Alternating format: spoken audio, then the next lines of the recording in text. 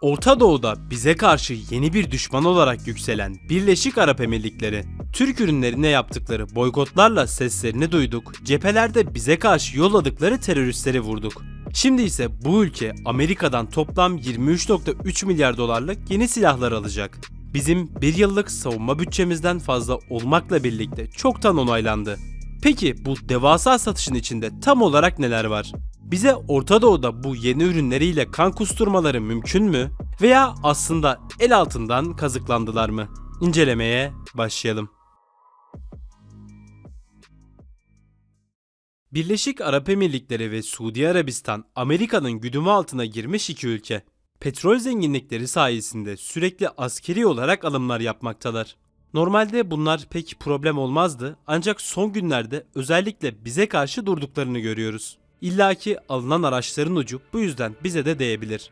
Varsın değsin diyelim çünkü kendi yaptıkları gelişmiş sistemleri veya ileri seviye bir askeri teknolojileri yok. Derken son haberimiz çıka geldi ve 23,3 milyar dolarlık satın alımlarına onay verildi. Rekor boyutta devasa bir satış. Bakalım içinde neler var. Alacakları ilk şey 10,4 milyar dolarla 50 adet F-35. Bunun içinde ekstra motor ve parçalar da var. Tabi bunlar genelde zaten ilk parçalarıyla birlikte çıkan fiyat olur. F-35 projesi Türkiye'nin çıkmasıyla bir süre sekteye uğramış ve maliyetleri artmıştı. O yüzden Amerika %12 oranında fiyatlarını düşürerek satmaya başladı. 478 tanesi için 34 milyar dolar biçildi. Bakın 478 tanesi için. Hal böyleyken indirimin parasının bir yerden çıkması gerek. O da Araplar olmuş. Destek ve ek parça fiyatlarını çıkartırsak 100 tanesi fiyatına 50 tane almışlar. Tabii bu markete girip bugün 50 yerine 100 tane alabileceğiniz bir şey değil. Çünkü uçakların tanesi 80 milyon dolar. Yunanistan bile 20 tane almak için 40 takla atarken Araplardan alınan paranın boyutunu düşünmeniz gerekli. Şayet biz atılmasaydık 100 taneyi Araplara kıyasla bedavaya almış olacaktık. Ayrıca F-35 çok komplike bir yapıda olduğundan aktif kullanabilmek için askeri teknolojiden de anlamanız gerekli. Yani kendi başınıza ileri seviye bir şeyler üretmelisiniz. Çünkü F-35 gibi komplike, karmaşık yapılar hata vermeye meyillidir. Siz binlerce parçayı ve sistemi birlikte tutmaya çalıştığınızda bunun sonuçlarına da katlanmanız gerekli. Hata alacağınız sistemler zarar gören parçalar. Eğer üretime dahil değilseniz her sorun için üreticiyi çağırmanız gerekir. Bu da harbe hazırlık oranını yarı yarıya düşürür. Savaş anında size verilmeyecek desteği de eklersek Birleşik Arap Emirlikleri'nin alacağı F-35'ler bize büyük dertler açamaz. Evet, belki teknolojisi çok yüksek araçlar ama belirttiğim gibi aktif tutmak için sizde de bir şeyler olması gerekli. Muhtemelen aktif tutmaya çalışmak için çok daha büyük paraları Amerika'ya kaptıracaklar. 50 F-35 uğruna Amerika yine yolunda. Aldıkları diğer en büyük şey ise 10 milyar dolarlık mühimmat. Binlerce bomba ve hava füzesi. F-35'i almışken bütün mühimmatlarını da beraberinde almışlar. Çok kabarık bir liste var. Alınanlardan klasik bombaları geçersek listede dikkatimi çeken 3 farklı mühimmat var. İlki 802 adet alınan AİM-120C8. Kendisi gelişmiş 105 kilometre menzilli bir havadan havaya füze. F-35'in iç bölmesine konarak gizliliğini bozmaması için tasarlandı. Ayrıca kullanmak için pek yeteneğe de ihtiyaç yok. Tam anlamıyla bas düğmeye hedefini vursun. Dikkatimi çeken kısımsa bu füzelerden 802 tane almış olmaları. Bir ülke başka bir yere dalaşmayacağı sürece bu kadar fazla sayıda almaz. Çünkü biz sürekli aktif olmamıza rağmen uzun menzilli hava füzesi sayımız sadece 450'lerde. Tek kalemle hava savaşlarının bel kemiğini bize oranla ikiye katlamışlar. Gökdoğan füzesinin tamamlanmasıyla umarım bu eksiğimiz de hallolur. İkinci gözüme çarpansa 650 adet AGM-154 GSOV almaları. Bunlar seyir füzesi sayılmasa bile bombaların seyir füzesi haline getirilmiş versiyonları. 130 kilometre menzili ve zırh delmek gibi özellikleri var.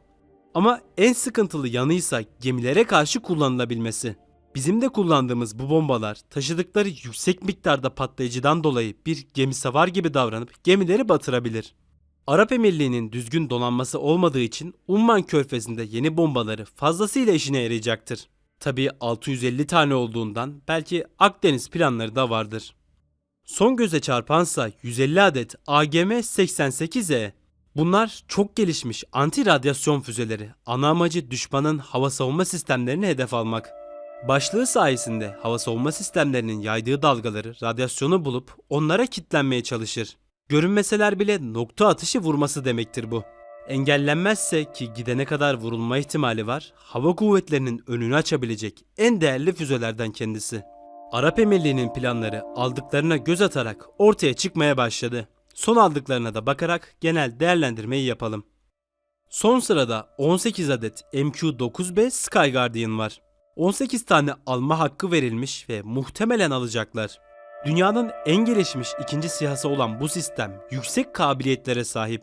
Saatte 470 kilometrelere ulaşabilmesi, 2177 kilogram mühimmat taşıyabilmesi gerçekten A sınıfı olduğunu söyleyebiliriz. Hatta iç sistem durumlarının kıyasını daha yapamayız ama dış özelliklerinin Akıncı'dan daha iyi olduğunu da söyleyebiliriz. Geniş mühimmat skalasıyla 40 saat havada kalabilmesiyle uzun menziller boyunca açılabilir. SİHA'ların en büyük problemleri ağır yüklerinden ve iletişim durumlarından dolayı fazla açılamamaları. Bunları başarabilenler insansız araç olayını çözmüş demektir. Düşman bölgelerinde kullanabilir. MQ-9'un kendini kanıtlayan en büyük görevi İran üzerinde uçup General Kasım Süleymani'yi vurması oldu. Kapalı bir bölgeye tek başına girip görevini tamamladı. Bir SİHA'nın yapabileceklerinin master noktası. Arap Emirlikleri'ne böylesine bir SİHA'nın verilmesi F-35'ten daha tehlikeli. Neyse ki İsrail'in bize yaptığı Heron olayı gibi muhtemelen çok fazla kullanamayacaklar. Sonuç, Birleşik Arap Emirlikleri'nin yeni yaptığı devasa alım hava kuvvetlerini yüksek ölçüde güçlendirecek. Kendileri Orta Doğu'da etkili olmak için hava kuvvetlerinin önemini görmüş ve yüksek parasını bu yolda harcamış. Biraz Amerikan kazıklanmasına maruz kalsalar da aldıkları sistemleri es geçemeyiz. Özellikle aldıkları füzeler amaçlarını belli eder yönde. Hava savunma sistemi vurandan gemilere kadar aldıkları için bunlar Orta Doğu ve Akdeniz'de en çok bulunan şeyler. Muhtemelen yeni gizli karakteristikteki araçlarıyla kendilerine karşı olan şeyleri vurmayı deneyecekler. Bu zamana kadar yaptıklarını hep el altından yaptıklarını görüyoruz. Şimdi bunun ABD güdümündeki yeni ayaklarını göreceğiz. Amerika hem İran'a hem de diğer sorunlara karşı Arap Emirlikleri'ni güçlendirme adı altında merkez gücünü oluşturmaya başladı. Üstelik rekor miktarda para alarak. İşte bu ülkenin bu noktalara gelmesinin sebebi. Sonuçta bize dönersek bu yeni satış bizi çok fazla etkilemeyecek. Sadece bölgede onlarca düşmanımız varken üstüne ekstra teknolojiler geldi. Uğraştırır diyelim. Arap Emirliği'nin ucunun bize kadar ulaşabilmesi için önce bölgedeki gücü eline alması gerekli. Ondan sonra doğrudan karşımıza çıkabilir. Zaten bölgede bile tek güç olabileceklerini sanmıyorum. Amerika'dan yüksek teknoloji alıp aktif kullanabilmek bağımlı bir ülkeyseniz çok zor. Muhtemelen ellerindekilerin yarısını kaldıramayacaklar bile. Yıllar sonra neler olacağını hep birlikte göreceğiz. Şimdilik geldik sona. Videoyu beğenerek bize destek olabilir, abone olarak da yeni videoların takibini daha kolay sağlayabilirsiniz. Herkese mutlu günler diliyorum. Görüşmek üzere.